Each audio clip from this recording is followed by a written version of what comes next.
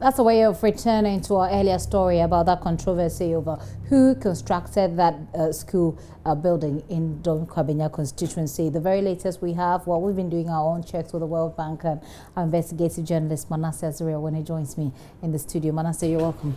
Thank you, Gifty. Okay, what do we know? What we know seems to point to the fact that her statement is not true.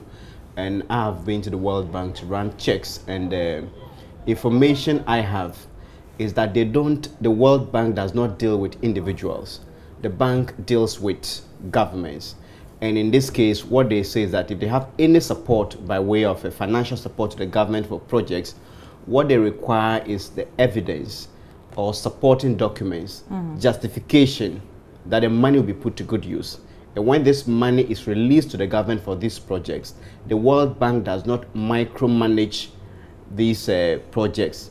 And so for someone to claim that she lobbied or spoke to them directly, the information I have from the World Bank is that the bank dealt directly with the government of Ghana and not with any other individual as far as this project is concerned. Did they speak to the suggestion that she may have played a certain role as Member of Parliament for the constituency in this, in the construction, of the school?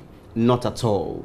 From my interaction with them and what they said, they explained the circumstances, and they even point to the fact that the processes through which this money and other approval processes went, when you look at everything, it was so transparent. The documents are even on their websites and the rest. So there's no way anybody, there's no way any individual can lay claim to whatever benefit that came.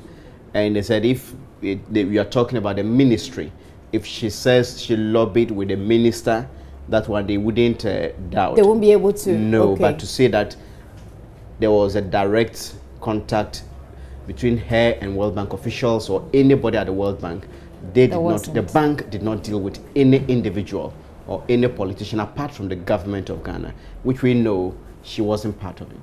I see. All right. So this story has actually taken a very interesting turn, and there's been a lot of talk on Facebook. There's been a lot of people say trolling, that she's been trolled. Do you subscribe to that school of thoughts that she's been trolled? Well, trolling takes different forms. One virtually out for the lay person's language, or what we know is like teasing on social media.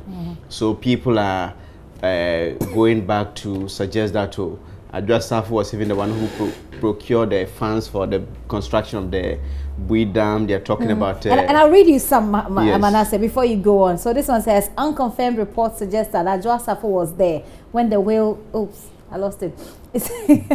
Okay, Adwoa Safo was there when the whale swallowed Jonah.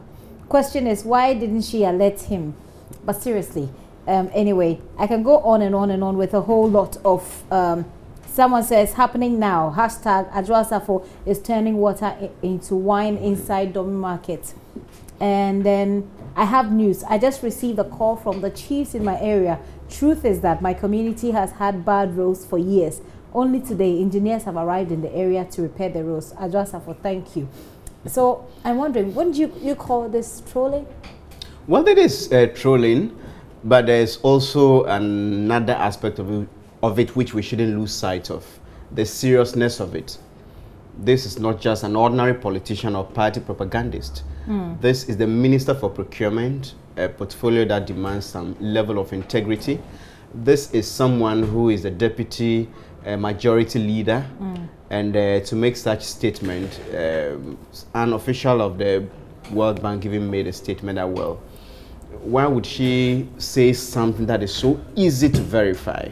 And so this is what people should... Which is why other people are saying that perhaps you are misunderstanding here. She spoke in the local language. So you would have to perhaps take your time to understand the context within which she puts it. Isn't she saying something more like, I played a role? Or isn't she saying something more like, we are an NPP, this is a known NPP constituency. The fact that we have a school from the NDC administration means that I, as your MP, worked very hard indeed.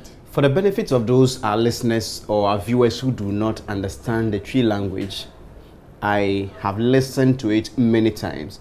And she started by saying, whilst we're in opposition, things were very difficult. We're not in government then.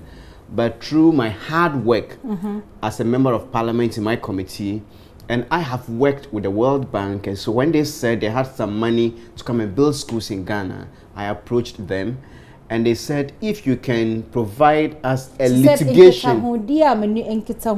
That's the interaction they had. Yeah, so it's not the same as saying I approached them. That she had an interaction with the World Bank, and the World Bank told been at any point. No, let me just finish. And the World Bank told her that if you can provide us a litigation-free land, we will come and build the school. And this, according to the World Bank, is not true because they did not at any point in time deal with Adwoa Safo on this project. They dealt with the government of Ghana.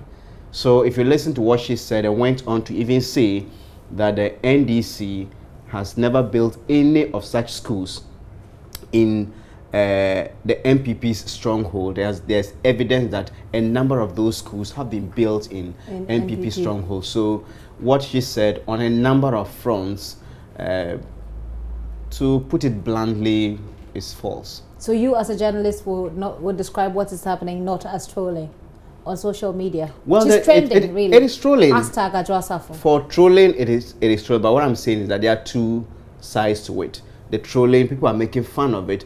There's also that aspect of seriousness we must attach to it, because we are talking about corruption, we are talking about integrity, we are talking about politicians doing what is right. And so it is something serious that we shouldn't just look at the jovial side of it and move on, because if you have a member of parliament who would go to their constituency to tell a lie, something that is not true, I think it's something that her constituents must take seriously. And then some are even suggesting that she should come out and then apologize. That's coming directly from the NDC. Is that something you would agree with?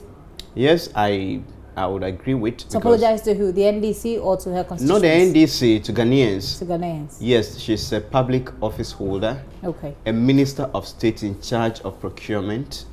And if you are found to have come to lie to the entire nation, then the honorable thing to do is to apologize. I agree with them. It'll be interesting to hear from the woman herself. Unfortunately, our attempts have not been fruitful enough. But let me end this conversation with this quick one. On Facebook says, Adwoa Safo the mysterious lady, and this is coming from Janet Akoli. Says, Adwoa Safo the mysterious lady.